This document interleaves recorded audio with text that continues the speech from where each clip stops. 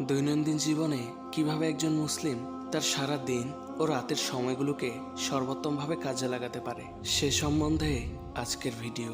সুন্দর এই পৃথিবীতে আমরা সকলেই কম বেশি ব্যস্ত। জীবন যেমন থেমে নেই, ব্যস্ততারও শেষ নেই। ব্যস্ততা থাকবেই, ব্যস্ততা থাকাটাই স্বাভাবিক। জীবন শেষ হয়ে গেলে প্রয়োজন ফুরিয়ে যায়, ইতি ঘটে সকল ব্যস্ততারও। জীবন কোথায় যেন হারিয়ে যাচ্ছে, আর এর কারণ হলো আমাদের দিনের শুরুটাই হয় ভুলভাবে। রাত 12টার পরে ঘুমানো আর দিনের 10টা বাজে ঘুম থেকে ওঠা আমাদের নিত্যদিনের রুটিন হয়ে দাঁড়িয়েছে।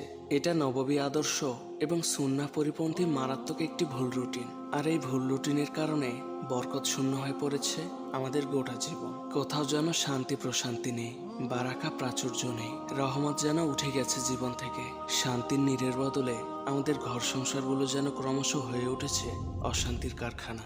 ইসলাম আমাদের আগে আগে ঘুমোতে এবং অতি প্রত্যুষে জাগতে উৎসাহিত করে।